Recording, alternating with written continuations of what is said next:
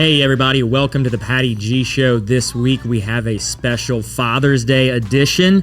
That's right, I've got my dad sitting in the chair next to me. We're going to learn about a little bit of where kind of I came from, my background of being raised in an entrepreneurial household and really the businesses that he's got and what he does today and kind of just that journey of how we got here. So I'm very excited to have him on, very honored to have my dad sitting next to me in the show chair and learning about his story from his own eyes. You know, it's kind of cool to see what your parents do every day, but it's a little different to hear about what they do in a setting similar to this. But before we get into all of that, I want to give a big, wonderful shout out and thank you to the amazing folks that bring you this show each and every week. Building 5, Falaya Real Estate, Lake Men's Health Center, Horizon Financial Group, Mercedes-Benz of Baton Rouge, Currency Bank, the bank for business owners, our newest and latest sponsor, Mimosa Handcrafted Jewelry, and you know our outfit of the day is always brought to you by McClavey Limited. Without further ado, Dad, Mr. Douglas Gremillion, welcome to the show. Well, thank you. I'm excited to have you on and learn about, or have everybody else learn about your story of who you are and what it is that you do. Glad to be here. Thanks for inviting me. So, who are you and what the heck do you do? Well, it's a loaded question, I guess. I'm Doug Gremillion. I'm the son of Margaret and Jim Gremillion, my parents. I am the husband of Patrice, which is my wife of 42 years. I'm a father of 5. I am a grandfather of 4 with 2 on the way. And I own a couple of businesses. Okay. In a nutshell, I guess a Catholic, and that's about it. I love it. So that's family man first and foremost. Absolutely. Family is most important after God. Yeah. So, and it's tough to balance that within business operations and making things work. It is. It's been a journey. Of course, I am in my later years, I guess, of the business part of my life. So I've kind of backed off of that somewhat. So I've got some help doing that with a couple of my sons that are working with me in the businesses. So I'm still there 40 hours a week, but the physical labor and work is not as strong as it used to be for me, I'd say 20 years ago. So, and what is the business? What is it that you do? Let's see. Well, I guess Gremillion Mechanical came about from originally my grandfather, who started Glow Plumbing Company back in the late 40s, early 50s, him and a partner of his, which he ended up buying out. And my father went to the Korean War, and after the Korean War, he came back, and his father passed away early in life at 50-something years old. So my dad and my uncle took over Glow Plumbing, and they carried Glow Plumbing on for up until 1987. And as a child growing up, I would work for Dad during the summers, I guess from probably age 14 through college. I worked for him every summer, every day that he could get me out there. I was out there working for him. And in 1987, we started Gremillion Mechanical, Dad and I did. Now, at that time, I was also a civil engineer. I went to engineering school at LSU, graduated in 82, and worked for 4 very good-sized firms in my career. The last job that I did with the firm was actually the bridge that goes down to Grand Isle, which was a very interesting project for us. I was the construction manager, basically, for the construction of that bridge. So that was a very interesting thing. And then after that, I did a little stint for myself for a little while. And then I guess around, '09 or so, I took on Gremillion Mechanical full time. And that's whenever we started doing Gremillion Mechanical full time. We had a little stint there. I think we had talked about it a little earlier during the Katrina. We did some work down in Katrina, which was very interesting. We went, we went from a mom and pop operation, kind of, 5-6 employees to over 40-something employees to fill the need that they needed down after that hurricane, which was a very interesting and stressful 6 months of my wife and I's life to make that transition to that. But after that, we started working full-time Gremillion Mechanical, got into the industrial sector, and have been in the industrial sector since 2013. So we've been very blessed. A decade. Right at a decade. Yeah, been there right at 10 years. We've been very blessed. And a couple of years ago, back in 2018, we started a second business that does industrial groundskeeping, which is another venture that we've started. So I guess basically I'm a two business kind of household there, trying to make all that panned out and everything. So growing up with Grant, your dad, Papa to me, you were working with him every summer, but went to college for civil engineering. What was the Correct. Draw to civil engineering? That was the only engineering that didn't have to take organic chemistry. Okay. So that's why I went into civil engineering. But once I got into engineering, I really enjoyed the aspects of civil engineering, the design, the build, the different things that, as growing up, being a handy kind of a guy, working around Dad, going from construction to civil engineering was a smooth transition, because in my engineering career, I did just about everything that you can think of in civil engineering, from designing parking lots to drainage to bridges to buildings to you name it. We did dock surveys. It just was a plethora of things that I was able to put my hands in the engineering field. Loved it, did that for about 28 years. So had a full career in the engineering field, got licensed, I think, around year 2000, I think. I can't remember. I think that's the graduate in 82, 4 years. Yeah, somewhere around after Stephanie was born. No, so it would have been around 89. Yeah. 89, okay. 89, somewhere in that area. And did engineering for quite a while, and just, was still doing engineering full time and trying to do the family business. And it was just too much. I was dying a quick death. Yeah. And so my wife and I made a decision of what we wanted to do, and we felt that being self-employed was the way we wanted to go, and it made sense for our family, and that's the way we went. And again, we've been very blessed with that decision. So what was the first project you worked on as a civil engineer?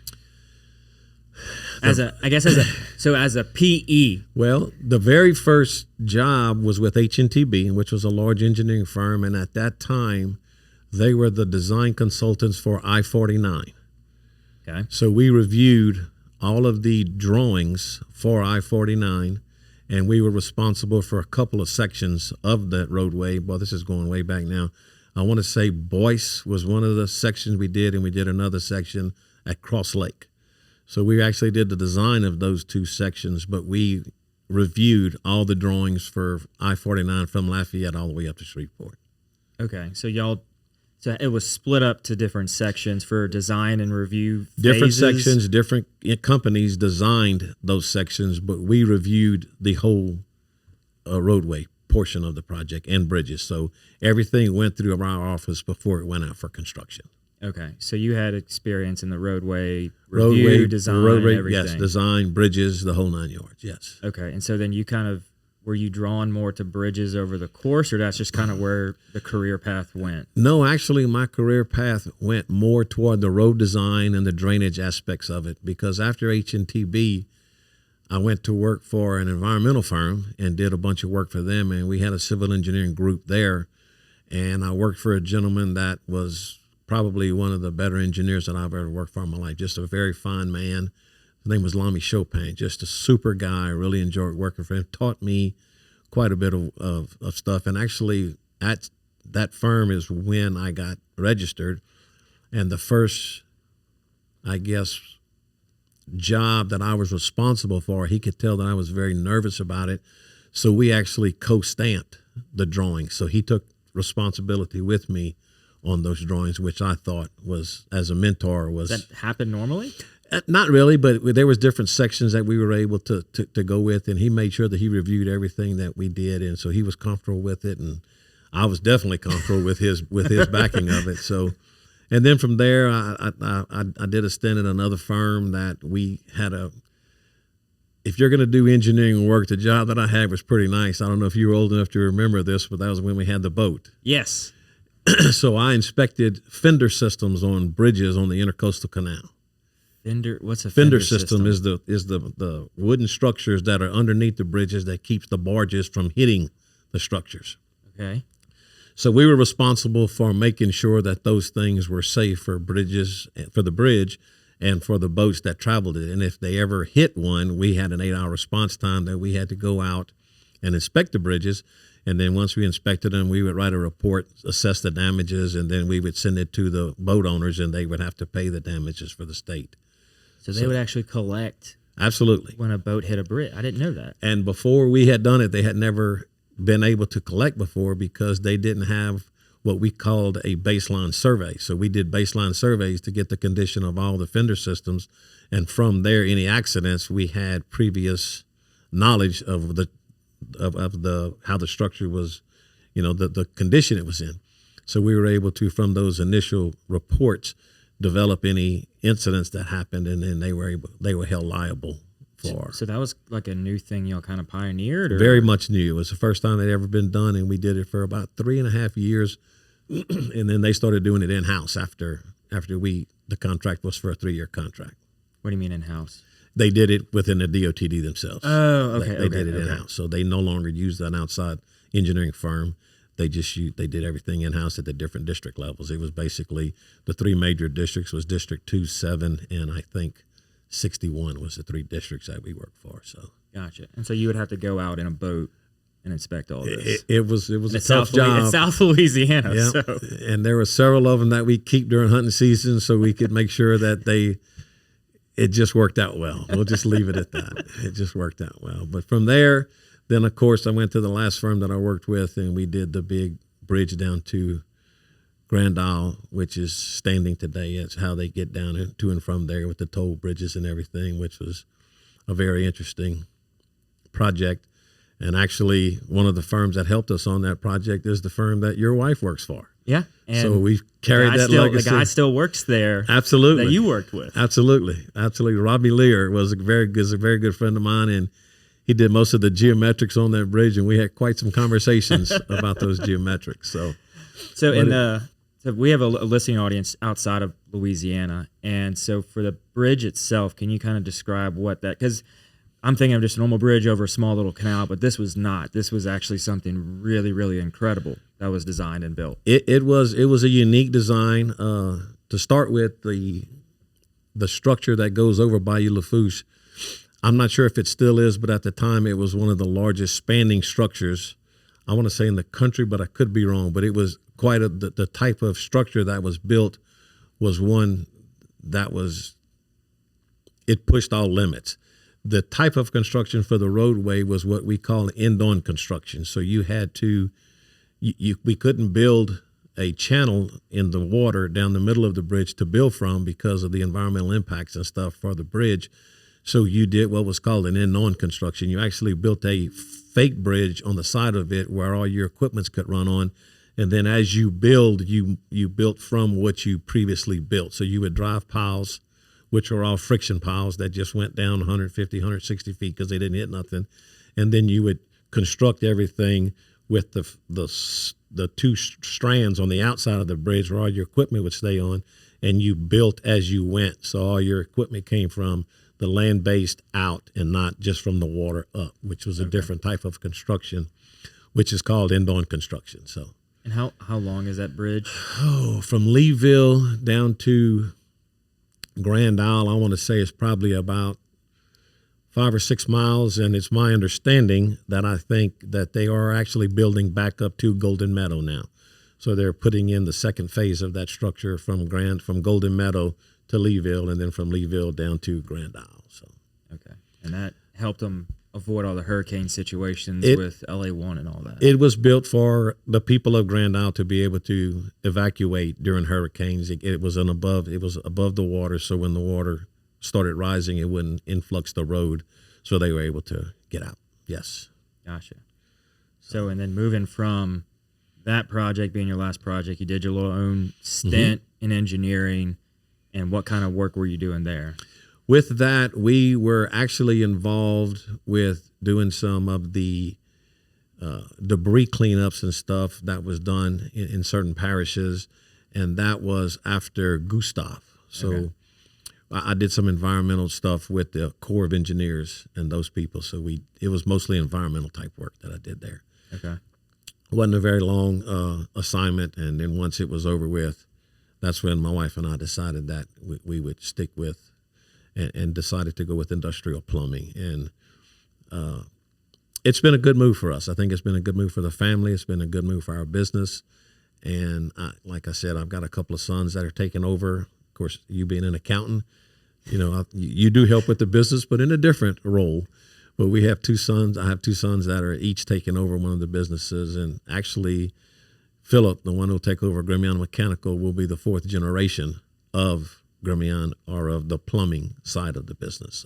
So, and when Globe started, what type of plumbing was it doing? Mostly what my grandfather did was residential, and he did some commercial, but it was mostly residential plumbing. And then when my dad and his brother took it over, they went more light commercial with some residential. They did more apartment complexes. Of course, that was back in the 70s when Baton Rouge was starting to really blossom. So apartment complexes, a lot of the commercial buildings that you see around town. It was hard to get in a vehicle with my dad and ride around town and him not say, I did that building, I did that building. We did the plumbing, so his master plumbing license was 524. So there was only 500 master plumbers prior to him, whereas mine is 2949. Yeah, and what's Phillips? And Phillips is in the 12,000. Yeah. So the progression of plumbers since my dad's time, and I have no idea what my grandfather's was. So,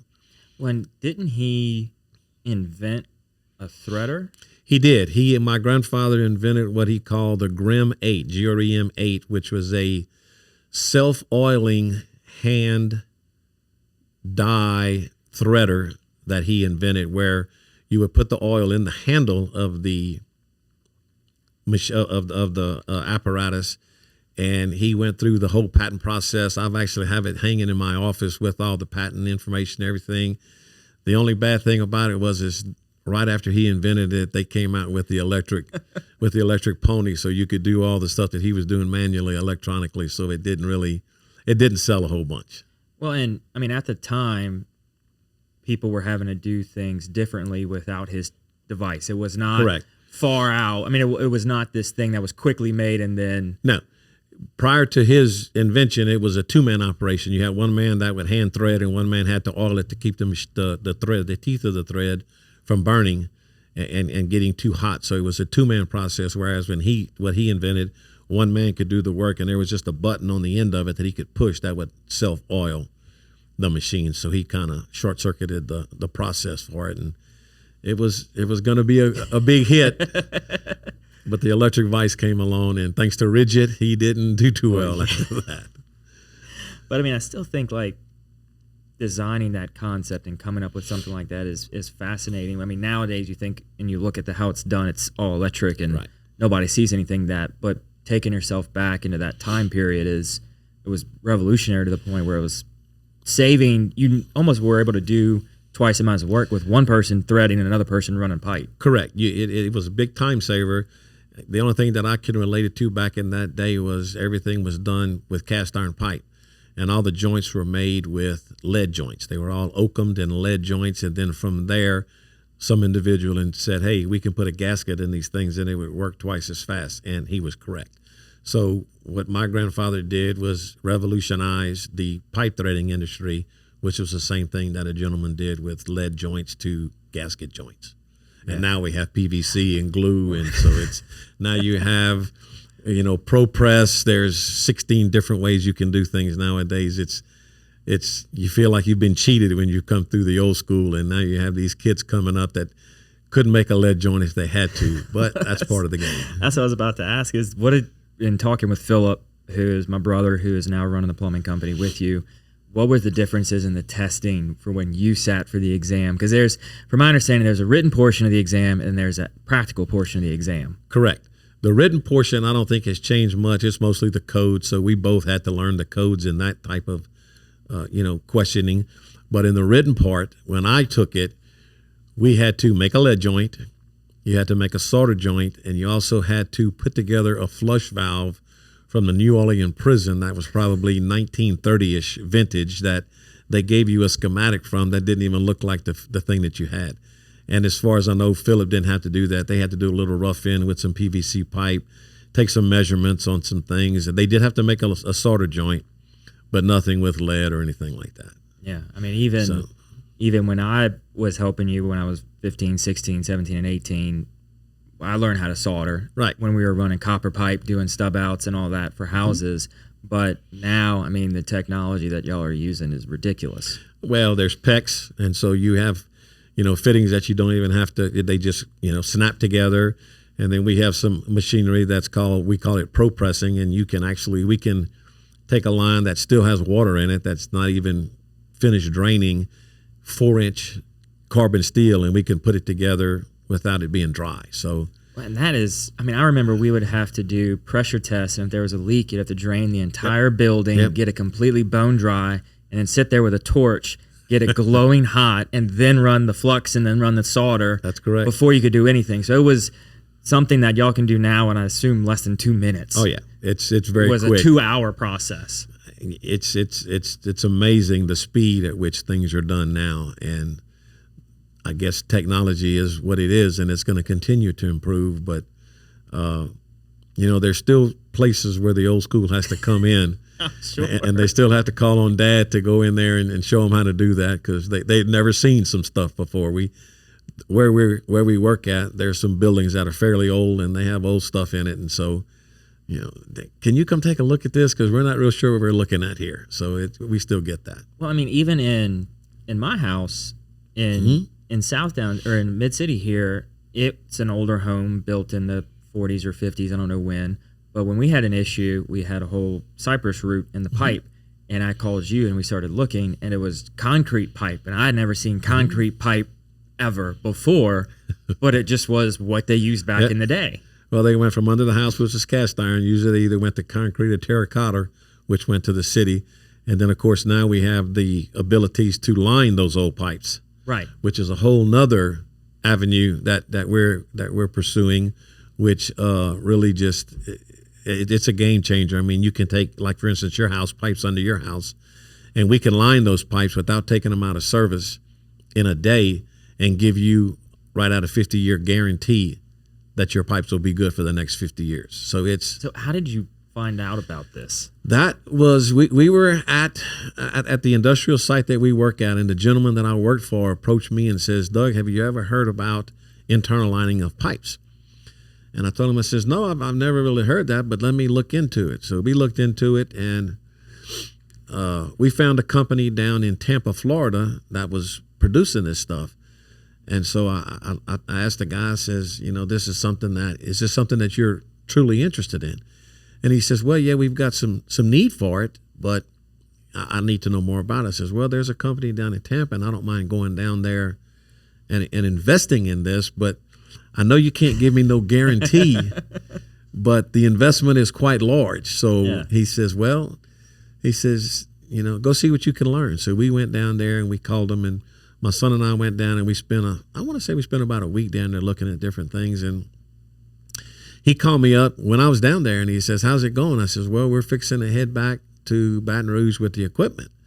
And he says, well, good, because when you come back, I got a job for you. I says, really?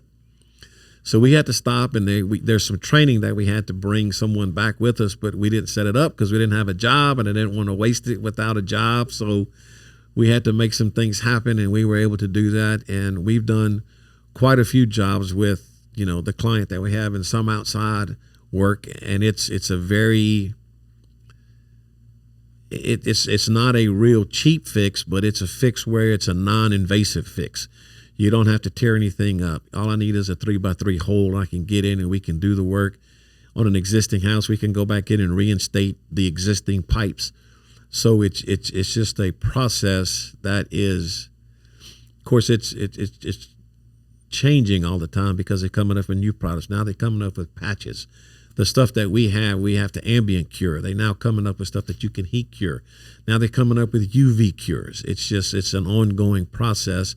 We bought another piece of equipment that we can internally line culverts up to 36-inch in diameter culverts, 400 feet long if we have to. Of course, the material to handle that is quite heavy, so it takes You need a big crane machinery. or something? We have we have different types of equipment that picks the stuff up.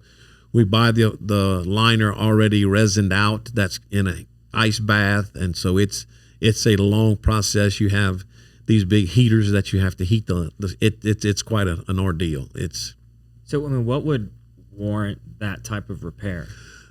We had the job that we just finished was a culvert that was under the main road going into this facility. So the culvert was failing on them because the road was starting to sag, and they could see when it would rain, it would get inundated, and they were having to patch the side of the road. So their option was to shut this road down, put in a bypass road, which would require a second railroad crossing, which is very hard to get from the railroad. The railroad does not want you crossing their tracks at all, so they don't want no additional crossings.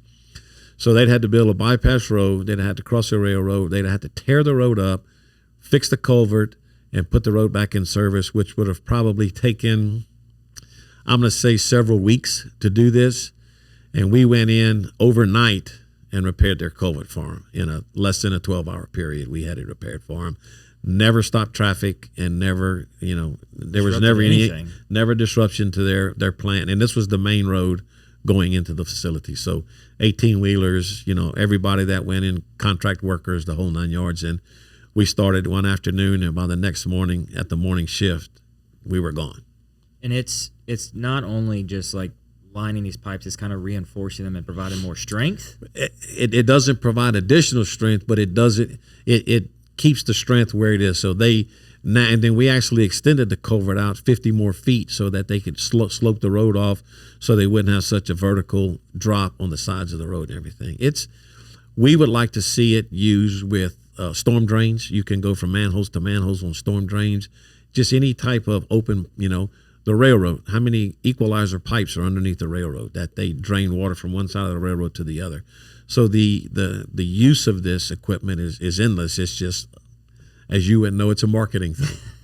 You have to be able to market this and get out there and get in front of people. So when for stuff like that, it's almost like a municipal thing as well. It's absolutely, the city to invest the capital to repair and run the maintenance that should be done already. That's on correct. This infrastructure. And instead of them having to dig stuff up, as long as it's not collapsed, we can reinforce it for them and give them a new pipe.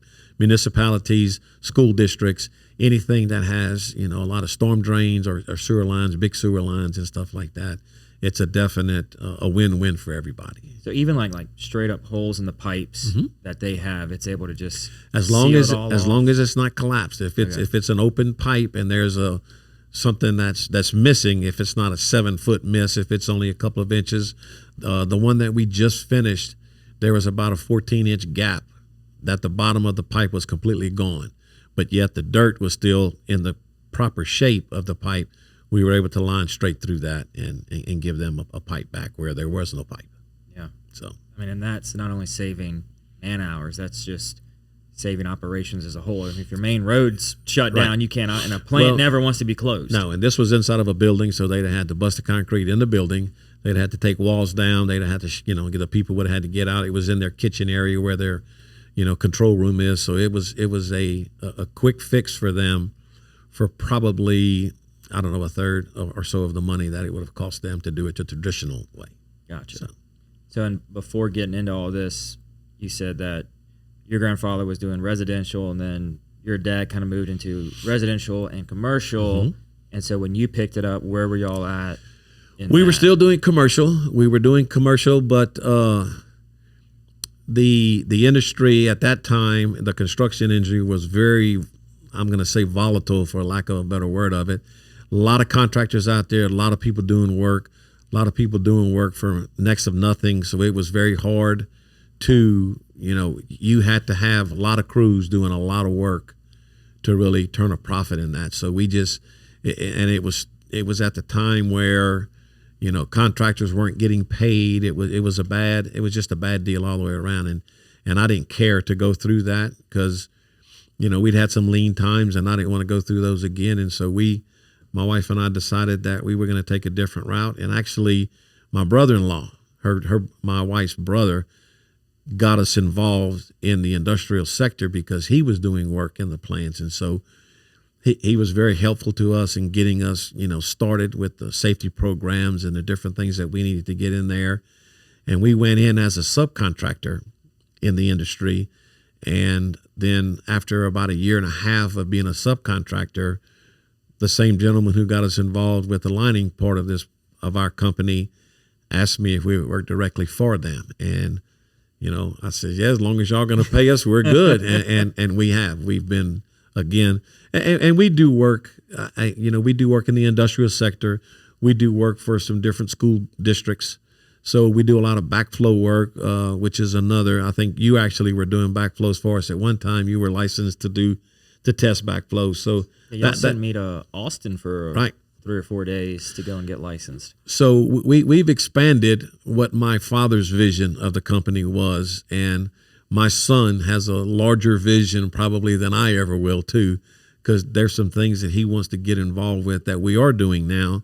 But we're having to rent some of the equipment that we're using, and he's got a big vision of what he likes. His background is in construction management, so he's got that background that he wants to do different stuff. So we're mucking out ditches, we're cleaning culverts, we're cleaning catch basins, but all that takes a lot of. It seems like everything he wants to do is a large capital investment, and it's just. I'm still from the old school, I have to have the work before I want to spend the money, and it's a tough balance there with him. Well, and it's led into that from what your experience was. I mean, and going through the rough times within the commercial where you didn't know 30, 60, 90, 120, 365, if ever. Yeah. I mean, there were situations that came, and so it is that, that reserve mindset of we can't do that capital outlay unless we have the work to fulfill it. But, I mean, I guess what he's seeing is more of this, well, where we're at now, we're able to expand and do X, Y, and Z. And ultimately, it's the industry as a whole allows for that, because plumbing's kind of a dying industry with not a lot of people going into it. Well, and that's true. And a lot of your trades are like that. A lot of the trades are dying. People don't want to have a trade because they don't want to do the manual labor. So it's hot out there today. It's 105 index out there. And it takes a special person to want to do that. I've got a bunch of people that want to work for me, but very few that want to do the work. They just want to show up. And so you fight that battle, as a lot of people do. And, then at the same facility, we had an opportunity with the second business. And this was during the COVID time when everything was scaling back and they weren't getting none of their stuff done. And we were approached to, if we were able or wanted to even pursue doing their groundskeeping stuff. The gentleman that I have that basically runs that with my other son, we talked about it. We formed a company. And again, I think it's my wife's prayers that we've done very well, though, with that business as well. So that's another opportunity. And the son that runs that is an attorney. Go figure. But it's full circle, though, because when I had turned 11 and Aaron had turned 16, I guess I was kind of roped into it because I needed a third person. Or Mom always said, don't leave your little brother behind, one of the two. And they were like, let's do something this summer, because they didn't want to do plumbing, or I don't know what the reasoning or rationale was, but we wanted to do a lawn company.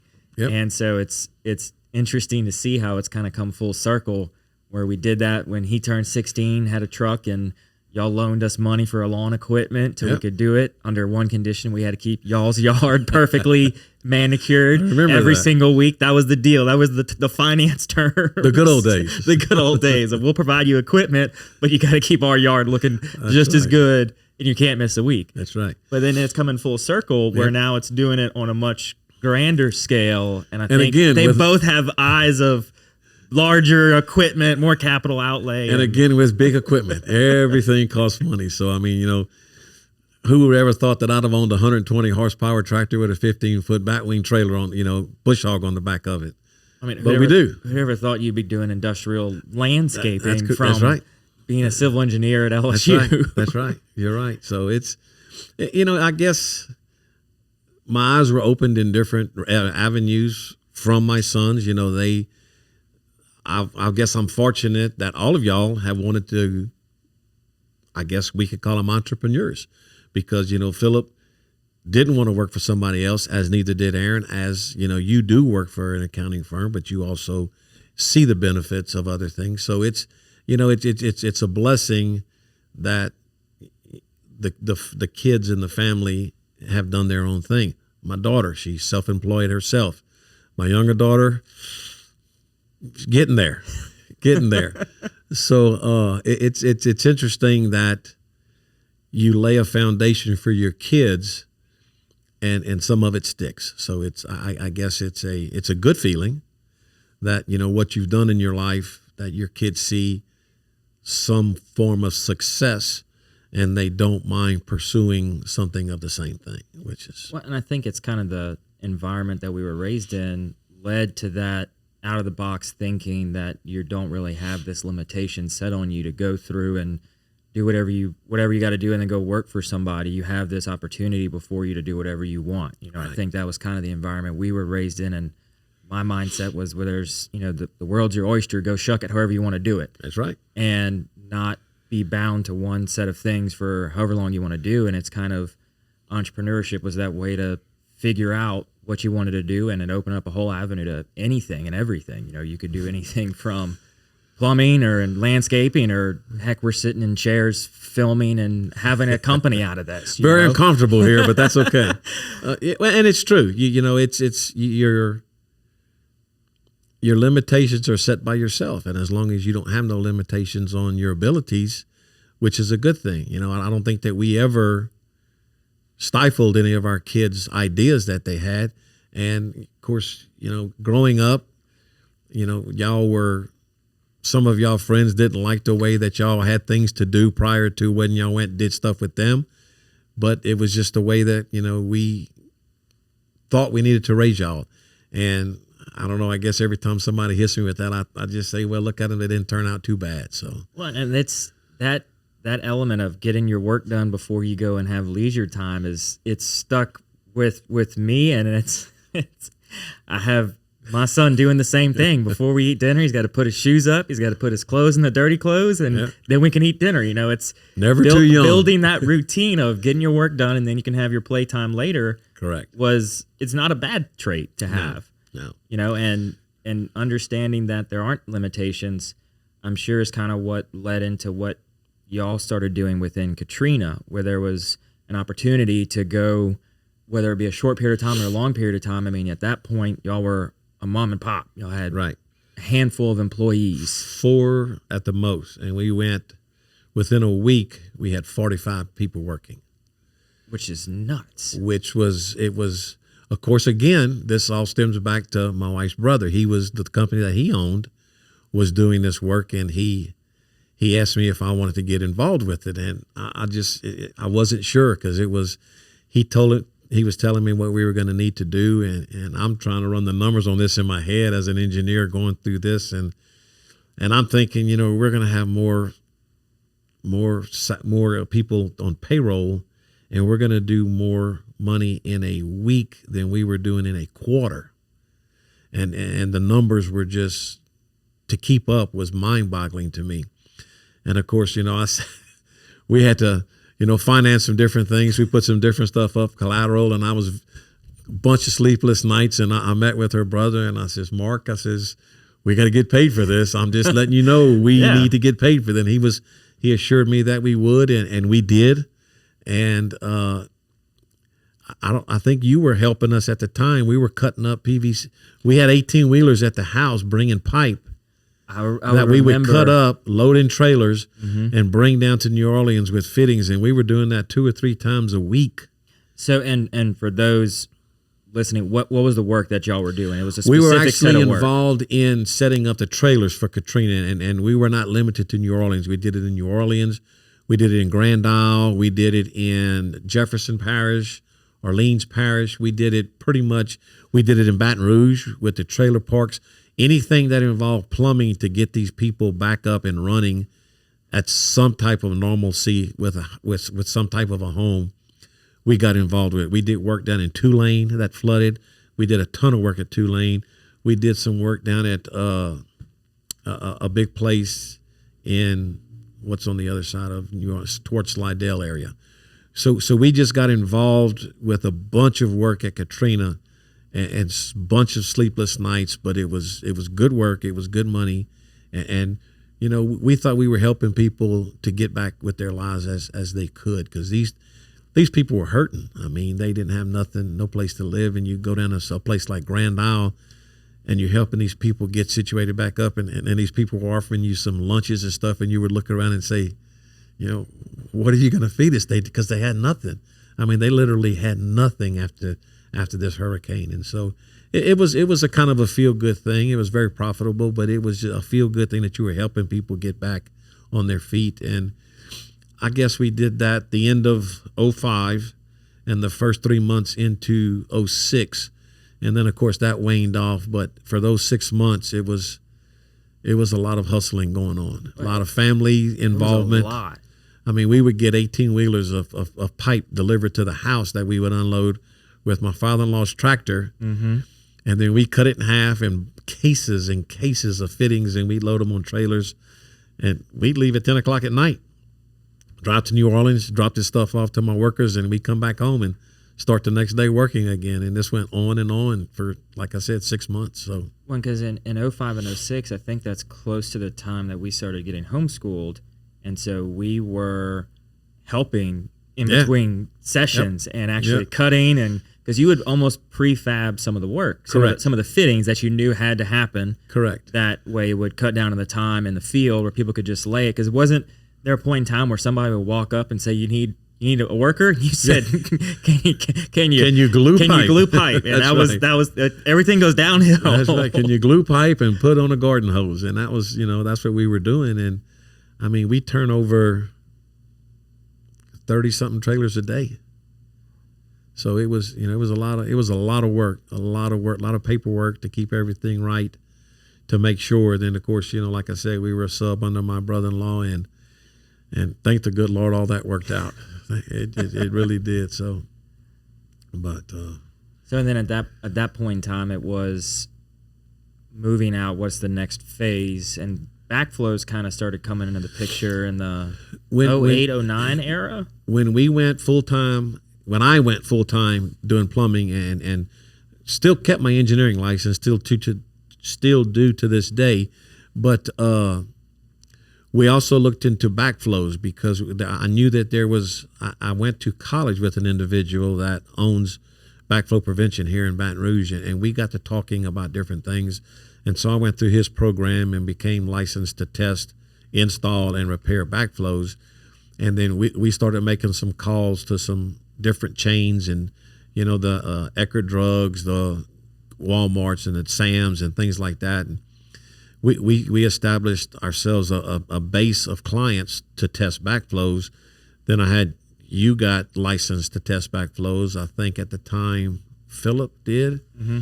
And so y'all two went together. Right, we went down to Florida to do that testing, and so we had that as another niche in our business. So that was kind of the pay the bills kind of a thing. That it was a good fit for us that we could do that on the side and still have the plumbing business. And of course, we were trying to get all this put together. Philip, I don't remember when he graduated college, but we were trying to make all this happen, trying to put all this together. Then he was deciding what he wanted to do, and it was a lot going on at that time.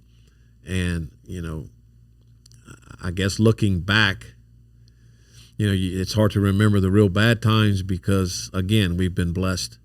And so we've come out on the other end of it. And I think for the most part, we've helped some people, and we've done some things that we wanted to do. There's a lot that still needs to be done, that Philip still wants to do. And, sometimes I got to rein him in. We looked at a job today, and it was a construction kind of job he wanted to look at. And I mean, I'm running the numbers on this thing, and Philip, we're not ready for that yet. We're not. Well, Dad, that's just not a good attitude, that kind of a deal. So, but the money still has to come from somewhere. That's right. And so it's, even if it's a high-end paying job, you still have to front it as a sub.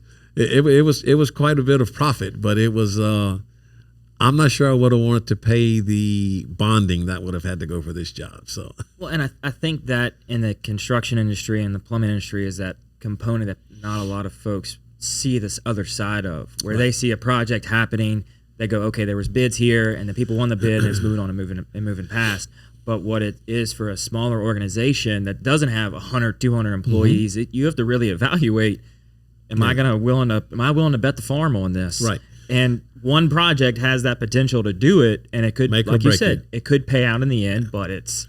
Well, and with my engineering background, we've been able to do some different things in the plumbing industry that some other companies can't, because there's a lot of things that the clients will look at us and ask us to prepare for them.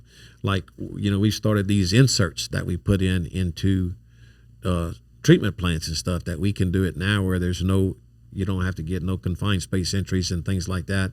So we've kind of developed a niche in that area as well, with my background in engineering and with Philip's background in construction management.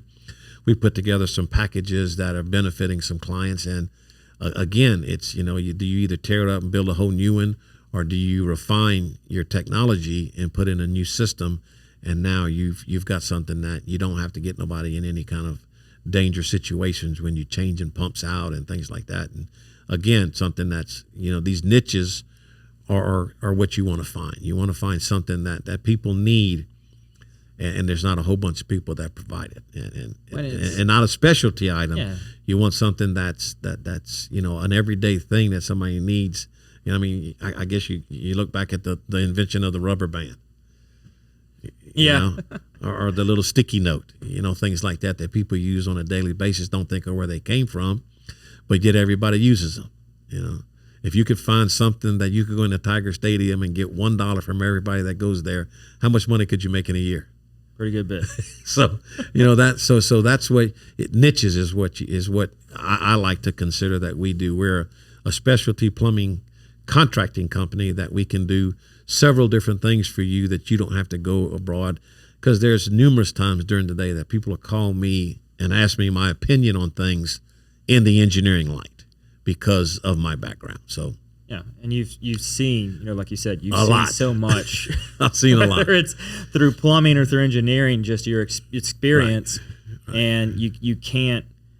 It's hard to replace that. Yep. You don't get all those years back just by hiring somebody fresh. It's like, right. Well, that takes years and years to build, and some of the things will never be seen until you're doing a renovation or repair on an old structure. 10 years from now, you could have somebody looking at something and pulling up a structure and saying, I don't know how in the world they did this. Right. And then you got to call on somebody who was doing the work at the time. We had that situation yesterday, the bad leak. Couldn't find the valve to shut it off with. They had to call a man that's retired. And he said, there's a box over in the corner. It's labeled electrical, but it's not electrical. There's a valve underneath it. And sure enough, they had water coming out of a 16-inch main for 2.5 days till they found this valve to shut it off. So, experience. Wow. The thing that you're saying is, the experience that people have, it's I guess it's not priceless, but it's worth a lot of money to know things. It essentially is priceless if something is labeled one way yeah. and it was done. And you don't know it. And it's because, again, when you're doing construction or you're building something, you tend to not think about the future folks using it in times. And so you're saying, what do I need to do right here, right now to resolve this? Okay, we're going to do this. And then somebody mislabels, oh, I'm always going to be here. I'm going to know that this is right here. I know where the valve is. I know where the valve is. Don't you worry. We don't need to put it in the drawings. And then stuff like that happens frequently. Yep. It does. More times than you would think. So with the advancing of technology, I know it can be a bumpy road to navigate and say, are we going to add this piece of tech? Are we going to add this piece of tech? When do we make that investment? What has kind of been one of the biggest shifts for you within the technology space within plumbing that you didn't think 10 years ago you'd ever be able to do what you're doing? At this point in time, it would be the lining portion of our company. Never heard of it before. Never thought we would be able to do it. And found the concept, went down, met with the people, was very intrigued with it. Philip jumped all over it. He just, of course, it's computer driven. There's different things that you have to use in it. I mean, with him, cutting some of these pipes out is like a video game. He's got this board, he watches a camera. And of course, that's not my bag of tea. So, but that, I guess, over the years has been one of the bigger changes for me from traditional type plumbing to something that you could give people that's a non-invasive correction of a problem that helps them, and the technology is still evolving. You know, we're trying to get them to produce a product that is pressure sensitive and also chemical sensitive. Because if we could do that, that would even open up more doors for clients to do stuff like cooling towers. If they have a cooling tower that has a certain chemical in it, then you can't repair that pipe with nothing except replacing it. So you got to shut the cooling tower down. You got to do this kind of stuff. But if we could come up with a material that is adaptive to the chemicals that they're putting in there, then you've got a fix for them. So the technology of the liner stuff to me is very interesting. Very few people down here are doing it currently. So again, you know, we've got a little small niche of something that has a great potential for our company. And it's almost kind of changing how people look at the lens of what does a plumber do. Right. Oh, absolutely. You know, yes. It's not your typical call somebody and he's going to walk in with a plunger and look all torn up and ragged out. You know, it's correct. Totally changing the view on what is the plumbing industry. Well, and it changes the view on people who buy in older homes. Yeah. You know, if they know that they can get something that's, you know, a problem for them fixed at a reasonable cost, then it opens up the avenue for them to buy that property and, you know, not say, well, as soon as I buy this thing, we're going to have to rip this slab up to fix this problem, whereas we can go in now and fix it without tearing up the slab. I mean, I know that was one of the comfort factors for Charlotte and I when we were buying a house was, okay, it's an old house. Well, if there's anything wrong with the pipes, we can always just line the whole thing. It's not a big deal.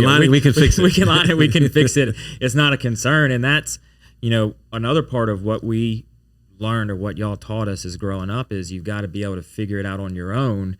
So if it is 11 o'clock at night, or in my situation a couple of days ago, I had a sink my kitchen sink was full after I came back from the gym at 5 a.m. And turns out that my lovely wife decided to put 4 whole chicken breasts down the disposal. And had I not known what to do, I mean, I still made a mess because the bucket was half the size it should have been. And so it was water everywhere. But got it fixed. From what y'all had taught us, I learned, and I was able to take apart the P-trap and pull the pipe out and notice the blockage was past it. And so I had to pull it out of the pipe. And I got it back working, thankfully. And didn't tell her nothing. No, she woke up she could hear me doing things in the kitchen, but she didn't tell me that she had did it until after I fixed it and was cleaning up. And she was graciously mopping the floor. And I wonder what caused it. I have no idea. Not my problem. But knowing and being raised in an environment where it was, you have to figure it out. Sometimes there won't be situations where you can just call people. Yep. I mean, who was I going to call at 5 a.m. to resolve an issue? And when it was just a matter of me dirtying some towels in a bucket, you know? Well, and I think that is also a dying trade, is people fixing things by themselves. People just, they don't, their lives are so busy that they don't take the time, you know, to figure out how to do things. Of course, you know, everybody's got YouTube now, and you can just about do anything on YouTube these days. I'm not a big fan of it, but it is what it is.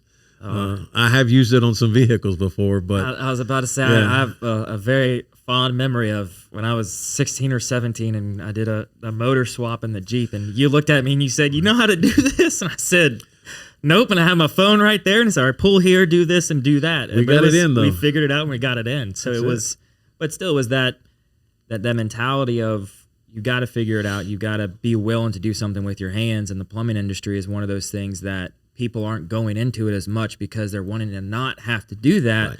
But at the end of the day, it can be a very lucrative business if you're willing to put in the man hours and the effort and the labor that's required. It's a labor intensive business, but there's people make good livings being plumbers. I mean, they had a couple months ago, they had a plumber with a billboard, $10,000 signing bonus to anybody that comes and works for us. I mean, it can be very lucrative. The trade industry as a whole can be very lucrative. Well, it is. I mean, you've got plumbing, you've got electrical, you know, of course, welders these days are making, you know, senseless money. Of course, there's not that many of them. So it's a supply and demand. I mean, you took economics in college. It's just not hard to figure out. But there's still some need for trades, and you're right. I don't think that there's as many people going into the trades as there was back in the day.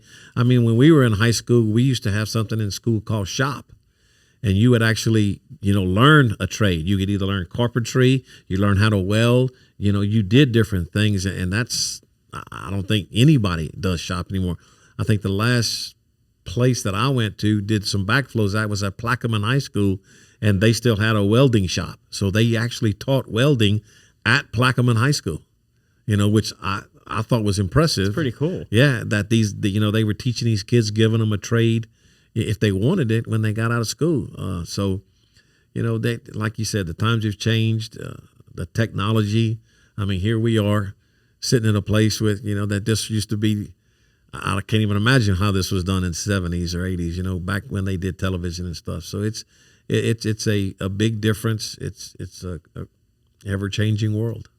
Yeah, and it's just going to continue to change. So as we kind of start to wrap up the show, we have set list of questions we ask each and every guest that comes on. Uh-oh.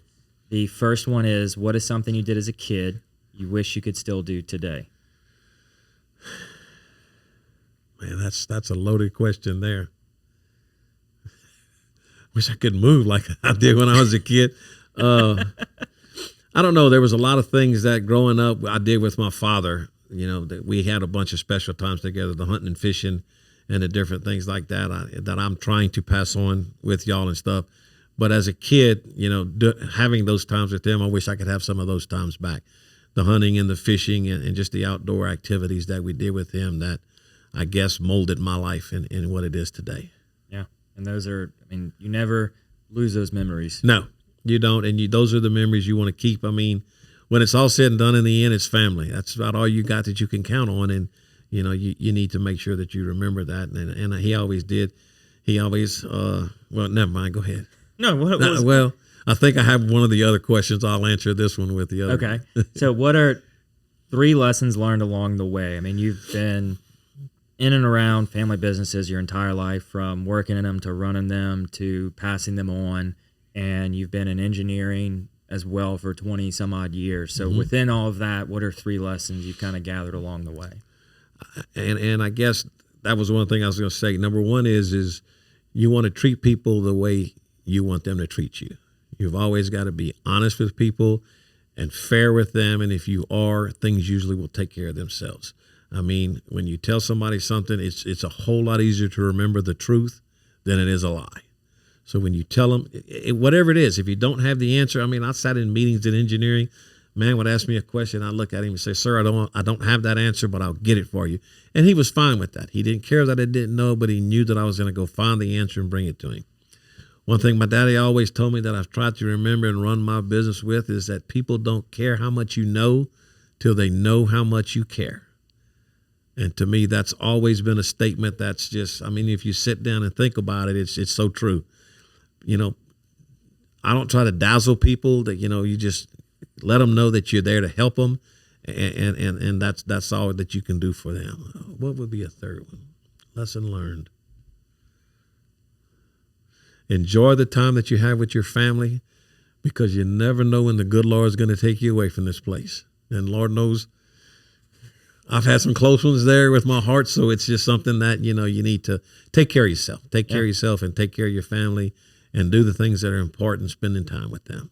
Yeah. And one that you've taught us that I've stuck with me is you don't have to be the smartest person in the room. You just got to know him. You got to know him. That's correct. That's correct. So what is something you love about Louisiana?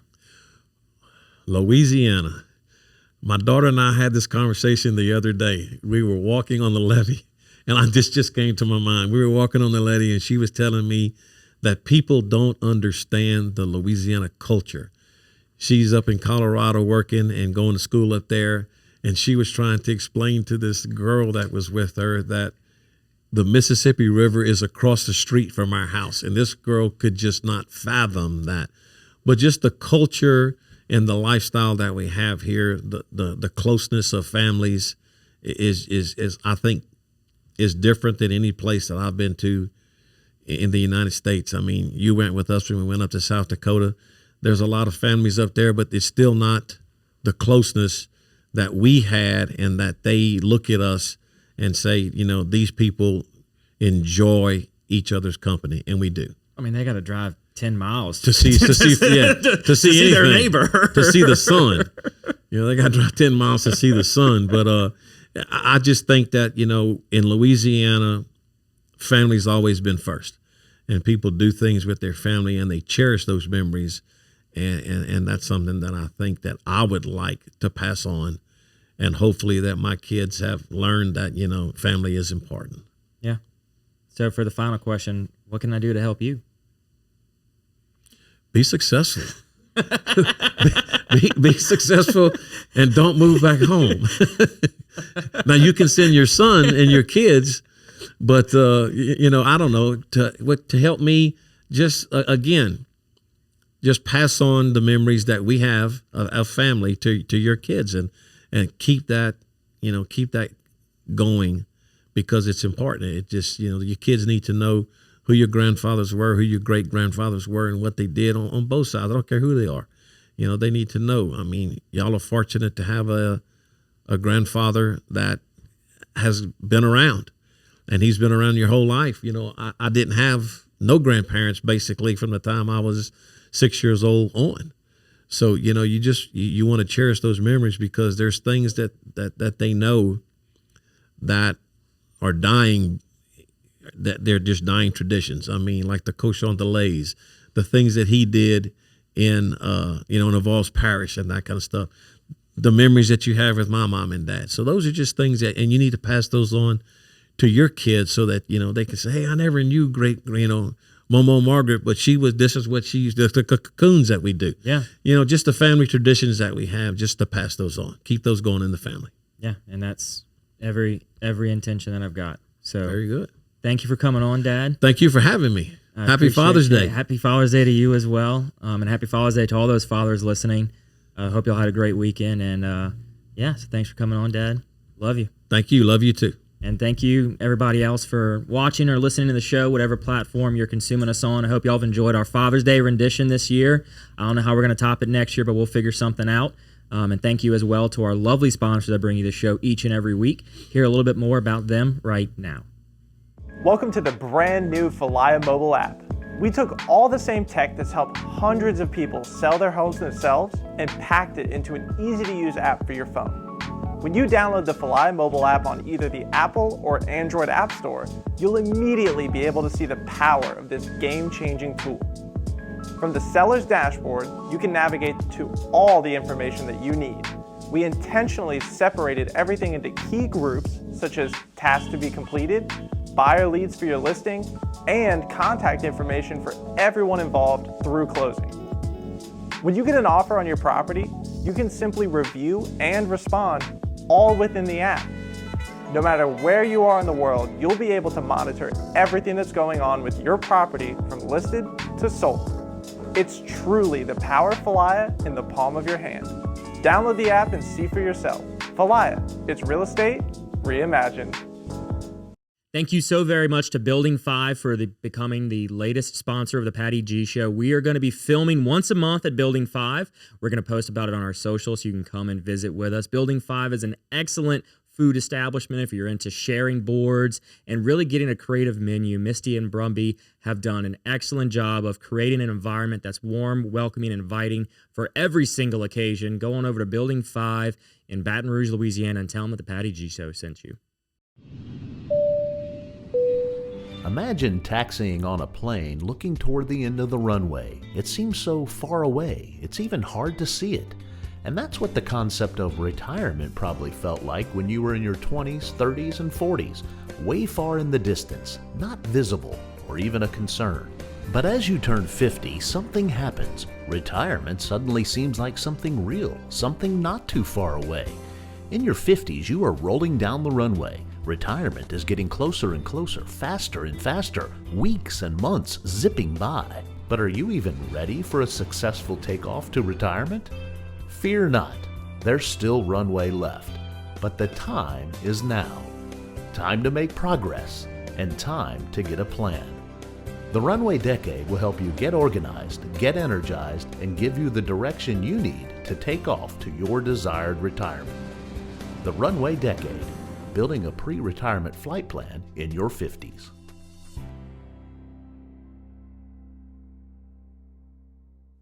Thank you to Mercedes-Benz of Baton Rouge for making this show possible. Nick Pentis is a past guest. We love having him on. Listening to him talk about the culture they have over at Mercedes-Benz of Baton Rouge is really an incredible thing to hear. How they treat not only their employees, but every customer that walks through the door. You are more than just a number to them. They're going to give you that white glove concierge service every step of the way. They're going to make you feel like family and take what can be a stressful time in people's life, shopping for a car. They're going to make it so enjoyable and so pleasurable. You're going to want to go back there time and time again for every new vehicle. Thank you so very much for Mercedes-Benz of making this show possible. Thank you to our wonderful sponsor, Lake Men's Health Center with Our Lady of the Lake Physicians Group. Guys, I know it's tough to get out and go to the doctor. I know it's challenging to find time in our busy days, but I promise you, signing up to be a part of this group with Dr. Curtis Chastain and Dr. Tyler Boudreau, you won't regret it for several reasons, but most of those being the fact of the time it saves, where you're able to get in on the same day, get that appointment done, and spend that time you need to talk with them about what your health goals and concerns are, as well as ensuring that the financial investments you have, you will be able to live out and see those come to fruition. So if you're an investing guy, you know all about and planning for the future and investing in the future. There's no other more important thing to invest in than your health. Make sure you go check them out, Our Lady of the Lake Physicians Group Men's Health Center, and tell them Patty G sent you. McClavy's Limited, a proud sponsor of the Patty G Show, has been serving the Baton Rouge area proudly for 40-plus years. Gentlemen and ladies, if you're shopping for your man, there is no other place in the Baton Rouge area to get your clothing, whether it's game day needs, everyday needs, business attire, formal attire, whatever you want. Go over there, see Frank and Ashley. It's a father-daughter duo. They do incredible things in their store. They will outfit you from as simply a shirt that you need for one evening or all the way to a full wardrobe overhaul. They're going to take care of you every step of the way, and be sure and let them know that Patty G Show sent you.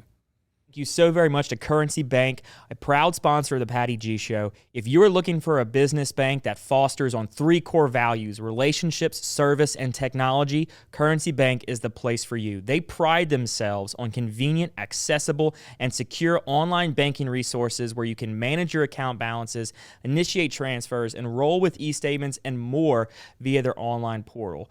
Between the relationships, the service, and the technology, they are going to be that partner with your business every step of the way, regardless of what you need. Currency Bank is the bank for business owners. Don't wanna complicate ya.